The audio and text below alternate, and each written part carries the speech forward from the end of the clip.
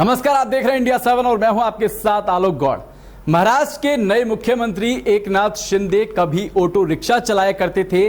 अब उन्होंने अपने इसी बैकग्राउंड का संदर्भ देते हुए शिवसेना चीफ और पूर्व मुख्यमंत्री उद्धव ठाकरे पर तंज कसा है। एकनाथ शिंदे ने कहा कि अब ऑटो रिक्शा मर्सिडीज कार जैसे हो गए हैं, आगे निकल गए हैं, क्योंकि ये सरकार आम आदमी की ही है। बता दें कि इससे पहले शिवसेना नेताओं ने एकनाथ शिंदे पर तंज कसते हुए उन्हें ऑटो ड्राइवर बताया था। आज पूर्व मुख्यमंत्री उद्धव ठाकरे अपने कार्यकर्ताओं को संबोधित करते हुए बात कर रहे थे। उन्होंने एक बात वहां पे कही कि पहले हमारी सरकार को तीन पहिए की सरकार कहा जाता था, आज तीन पहिए वाले ड्राइवर को सरकार चलाने दे दिया है, कैसे चलेगा? कहीं ना कहीं इशारा आपकी तरफ था, आपके शुरुआती मैंने कहा है उस पर वो रिक्शा मर्सिडीज को पीछे छोड़ दिया, रिक्शा ने मर्सिडीज को पीछे छोड़ दिया, क्योंकि ये सरकार जो है ये सर्वसामान्य लोगों के लिए सरकार है। ये समाज के हर घटक को न्याय दिलाने वाली सरकार है।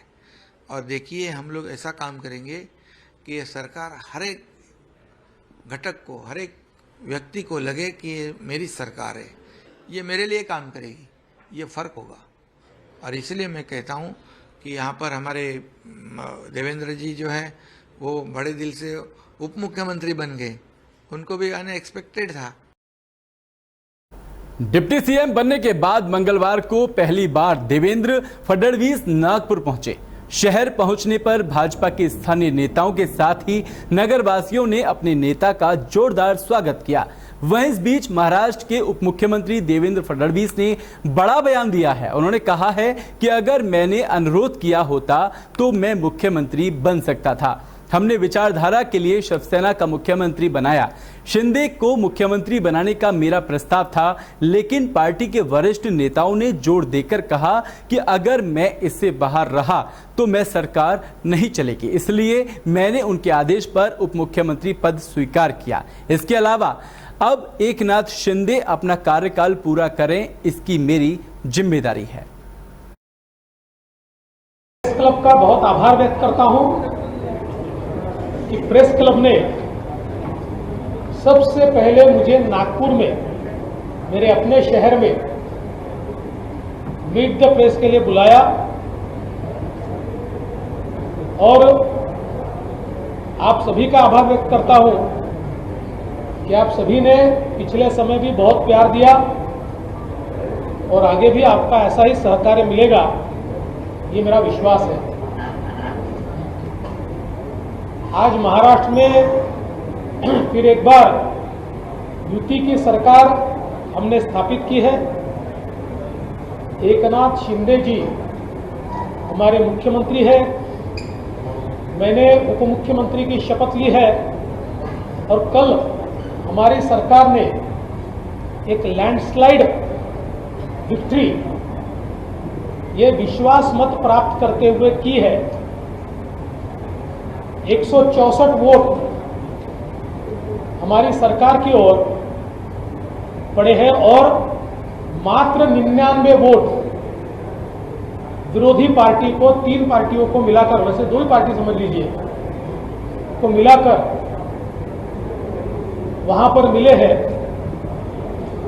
और अब पूरे बहुमत के साथ हमारी सरकार। पूर्व मुख्यमंत्री फारूक अब्दुल्ला ने नुपुर शर्मा की टिप्पणी पर जारी विवाद के बीच धार्मिक सौहार्द का जिक्र किया है। साथ ही उन्होंने मुस्लिम समुदाय को लेकर कहा कि कभी किसी भी मुस्लिम व्यक्ति ने किसी धर्म के खिलाफ उंगली नहीं उठाई। इस बयान को आप भी सुनिए। से कहा, मैं सुनिए, मेरी बात सुन लीजिए। अगर इस मुल्क ने तरक्की करनी है तो ये मुल्क तरक्की करेगा मोहब्बत से, और ये करेगा तरक्की जबकि हम लोग डाइवर्सिटी को नहीं भूलेंगे। ये मुल्क डाइवर्स है, कल्चरली डाइवर्स है, लैंग्वेजली डाइवर्स है, हर तरीके से डाइवर्स है। हमें इस डाइवर्सिटी को प्रोटेक्ट करना है और तब हम इस डाइवर्सिटी को प्रोटेक्ट करेंगे तो ये मुल्क आबाद रहेगा। डॉक्टर साहब, अभी महबूबा जी से भी बात हुई है, उसने भी बात की जो कल बीजेपी के आईटी सेल के बंदे को पकड़ा गया जम्मू कश्मीर पुलिस ने, वो मिलिटेंट। मैंने, देखिए, मैं उस बारे में कुछ नहीं कहूँगा। मैंने आपसे कहा, आपने एक सवाल पूछा मोहब्बत का, मैंने आपको जवाब दिया। ये भी आपसे कहूँगा, मैं लोगों से ये भी कहूँगा, सब्र करो। अल्लाह ने कहा है सब्र करो, वो ज़रूर इस मुश्किल से लोगों को निकालेगा, वो दिन आएगा इंशाअल्लाह। जिस मोहब्बत के बारे में आपने बात की, अगर हम पूरे देश में देखें तो ऐसे तत्व हैं, ऐसे एलिमेंट्स हैं जो एक्सप्लॉइट कर रहे हैं। देखिए, मैं आपसे कहूँगा, शैतान हर वक्त रहा है, शैतान हर वक्त रहेगा, मगर कुदरत की ताकत जो है वो बहुत मजबूत है। और ऐसे लोग हैं इस वतन में जो उनके साथ नहीं है। यहाँ शैतान बहुत कम है, अल्लाह के बंदे बहुत हैं, और मुझे उम्मीद है कि वो शैतान को बाहर निकाल देंगे। जो एटमॉस्फेयर हो रहा है, आने वाला टाइम आप किस तरह देख रहे हैं? मैं अच्छा टाइम देख रहा कश्मीर का हूँ, मैं अच्छा टाइम देख रहा हूँ इंशाअल्लाह। बॉलीवुड के खिलाड़ी यानी अक्षय कुमार अक्सर एक साल में कई फिल्में कर जाने के चलते चर्चा में रहते हैं, लेकिन बीते दिनों सोशल मीडिया पर चर्चा हो रही थी कि क्या अक्षय कुमार राजनीति से जुड़ सकते हैं। गौरतलब है कि हाल ही में अक्षय लंदन स्थित पाल मॉल में आयोजित एक बुक लॉन्च में पहुंचे थे, जिस दौरान बात करते हुए उन्होंने पॉलिटिक्स ज्वाइन करने की बात पर खुद रिएक्शन दिया है। उन्होंने कहा है कि मैं फिल्में बनाकर बहुत खुश हूं। एक एक्टर के रूप में मैं सामाजिक मुद्दों को उठाने की हर संभव कोशिश करता हूं। मैंने 150 फिल्में बनाई हैं। जो मेरे दिल के सबसे करीब है वह है रक्षाबंधन। मैं कभी कभी सामाजिक मुद्दों के साथ कमर्शियल फिल्में भी बनाता हूं। मैं साल में 3-4 फिल्में प्रोड्यूस करता हूं। अक्षय के इस बयान से साफ पता चल रहा है कि बहरहाल राजनीति में आने का अक्षय का कोई प्लान नहीं है। आपको बता दें कि यह कोई पहला मौका नहीं है जब अक्षय के राजनीति में शामिल होने की बात सामने आई हो। खैर, एक्टर के इस जवाब से साफ है कि अक्षय को जितना फिल्मों से प्यार है उतना किसी से नहीं, और वो राजनीति में तो बिल्कुल नहीं जाना चाहते।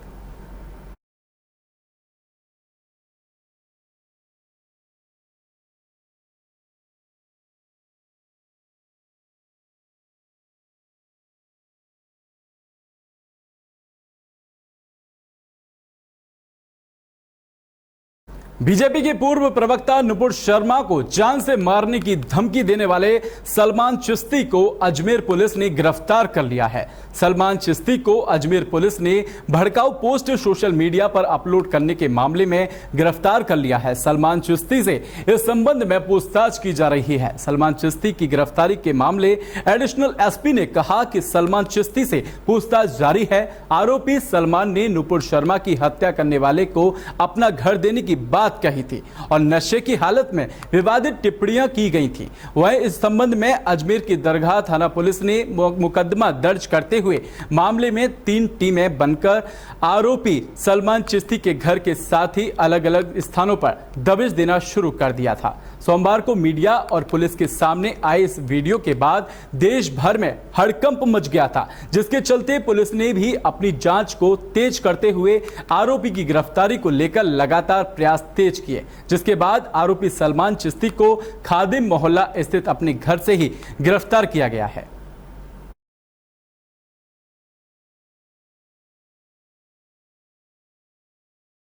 सरकार आजादी का अमृत महोत्सव के तहत 50 साल से अधिक उम्र की उन महिला और ट्रांसजेंडर दोषियों की सजा कम करने की योजना बना रही है जिनका व्यवहार अच्छा है।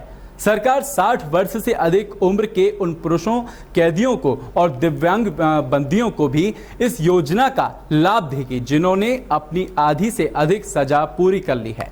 जो गरीब या निर्धन कैदी सजा पूरी कर चुके हैं लेकिन धन के अभाव में जुर्माने न भर पाने के कारण अब भी जेल में है, उन्हें भी जुर्माने से छूट का लाभ दिया जाएगा। साथ ही साथ गृह मंत्रालय का कहना है कि उन्होंने यह योजना उन कैदियों पर लागू नहीं होगी जिन्हें मौत या आजीवन कारावास की सजा दी गई है या जिन पर बलात्कार, आतंकवाद, दहेज हत्या और धन शोधन के आरोप लगाए गए हैं। इसके साथ ही साथ आपको बताते चलें कि साल 2020 के एक आधिकारिक अनुमान के मुताबिक भारत की जेलों में क्षमता से अधिक कैदी हैं। देश के कारागारों में 4.3 लाख कैदियों को रखने की क्षमता है।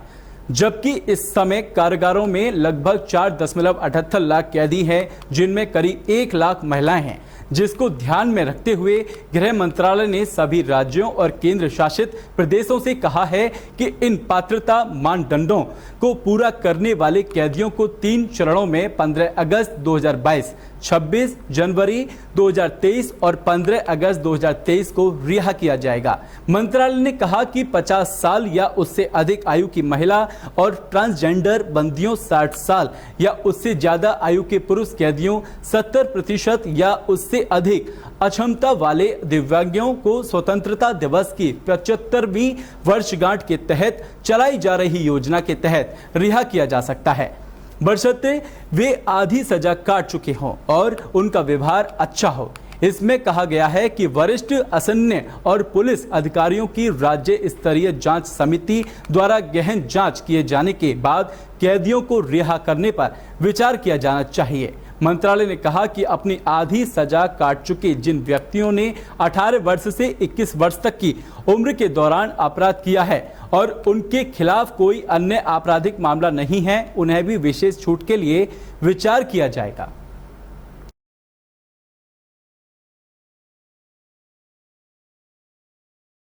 आम आदमी की महंगाई से कमर टूटती जा रही है। फिर एक बार एलपीजी घरेलू सिलेंडरों की कीमतों में इजाफे की खबर सामने आ रही है। जुलाई महीने के शुरुआती हफ्ते में ही महंगाई की मार लगी है। एलपीजी घरेलू सिलेंडरों की कीमतें 50 रुपए प्रति सिलेंडर बढ़ गई है। बताते चलें कि नई कीमतें आज यानी बुधवार से ही लागू हो चुकी हैं। सरकारी पेट्रोलियम कंपनियों ने बुधवार सुबह 14.2 किलोग्राम वाले रसोई गैस सिलेंडर के दाम में इजाफा किया है। राजधानी दिल्ली में एलपीजी घरेलू सिलेंडर की कीमत 50 रुपए बढ़ने के बाद 1053 रुपए हो गई है। इतना ही नहीं, आज यानी बुधवार सुबह 5 किलोग्राम वाले एलपीजी सिलेंडर की कीमतों में भी बढ़ोतरी हुई है। 5 किलोग्राम वाले एलपीजी सिलेंडर के दाम 18 रुपए प्रति सिलेंडर के हिसाब से बढ़े हैं। बताते चलें कि इससे पहले 19 मई को एलपीजी घरेलू सिलेंडरों के दामों में इजाफा हुआ था। पिछली बार 14.2 किलोग्राम वाले रसोई गैस सिलेंडर के दाम 50 रुपए प्रति लीटर बढ़े थे।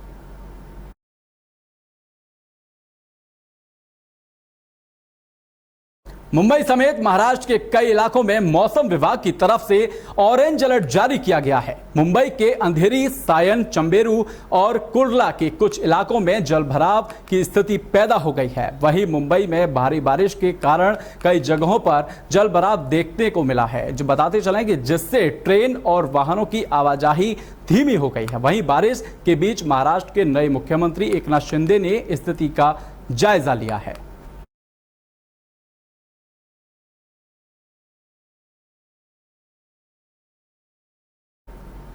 दिल्ली से दुबई जा रही स्पाइस जेट की SG-11 फ्लाइट की पाकिस्तान के कराची में इमरजेंसी लैंडिंग करवाई गई है।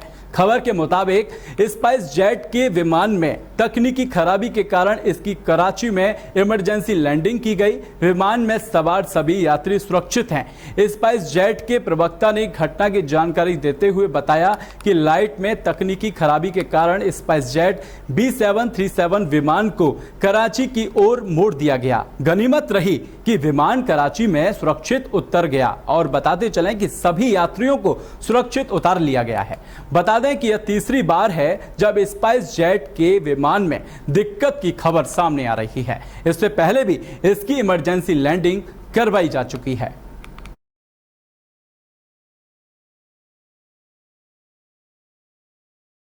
दिल्ली से सटा हुआ गाजियाबाद, जिसे हाईटेक शहर कहा जाता है, जहां एक और आपको गगनचुंबी इमारतें नजर आ जाएंगी तो दूसरी तरफ लोगों से भरा बाजार। लेकिन क्या आपको पता है कि इसी हाईटेक शहर के लौनी इलाके की स्वास्थ्य सेवाएं किस तरह खुद ही बीमार हैं?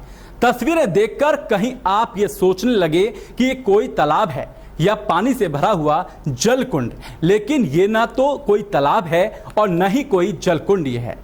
गाजियाबाद के लौनी इलाके का सामुदायिक स्वास्थ्य केंद्र है ये, लेकिन कोई भी इस बात पर यकीन करने को तैयार नहीं होगा कि यह हाईटेक शहर कहे जाने वाले गाजियाबाद के लौनी सामुदायिक स्वास्थ्य केंद्र है।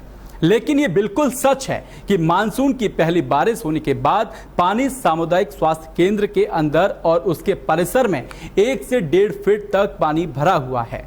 आपको बताते चलें कि सामुदायिक स्वास्थ्य केंद्र के गेट पर ताला लटका दिया गया और बाहर एक बैनर पर लिख दिया गया है कि इमरजेंसी सेवाओं के लिए नजदीकी CSC PSC पर पहुंचे। इतना ही नहीं, स्वास्थ्य केंद्र पर जो लोग अपना इलाज कराने के लिए पहुंचे तो उनको भी यह कहना कि इस सरकार को ध्यान देना चाहिए। एक महिला को प्रसव को लेकर पहुंची थी कि उनके साथ ही उनके पति भी मौजूद थे। उनको भी यही कहना था, उनका भी यही कहना था कि बीते 1 दशक से यह देख रहे हैं कि जब भी यहां बारिश होती है सामुदायिक स्वास्थ्य केंद्र की हालत कुछ इसी तरह हो जाती है। दावे बहुत किए जाते हैं मगर हालात बद से बदतर है। नेहा कुमारी। आप क्या कराने आए थे जी यहाँ पर? इलाज करवाने। तो फिर अब नहीं करवा रहे? नहीं। वजह क्या है? वजह है कि यहाँ पे पूरा पानी भरा पड़ा है तो कहाँ से इलाज होगा, डॉक्टर है ही नहीं कोई। ताला लगा हुआ है? हाँ। अच्छा, आपकी तरफ और भी मरीज आए होंगे यहाँ पर? हाँ। तो हर बार ही ऐसा होता है? हर साल ये पानी भरता है? हाँ, हर साल भरता है। कोई इसकी तरफ ध्यान नहीं दे रहा? नहीं। सर मैं यहाँ अग्रोला टंकी से आया हूँ। हाँ। तो यहाँ क्या कराने आए थे आप? सर मैं अपने वाइफ का मतलब चेकअप के लिए मतलब दवा के लिए आया था। तो उनका मतलब प्रेगनेंसी में प्रेग्नेंट है तो पहले भी यहाँ पे इलाज हुआ है तो मैडम ने बोला था दिखा लेना, लेकिन बरसात की वजह से यहाँ पानी इतना भरा हुआ है कि मतलब इलाज विलाज सब बंद है। और देखिए यहाँ पर जब भी बारिश होता है हमेशा यहाँ पे पानी भरा ही रहता है। इस बुलेटिन में मेरे साथ सिर्फ इतना ही। देश और दुनिया की खबर देखने के लिए देखते रहिए इंडिया 7। नमस्कार।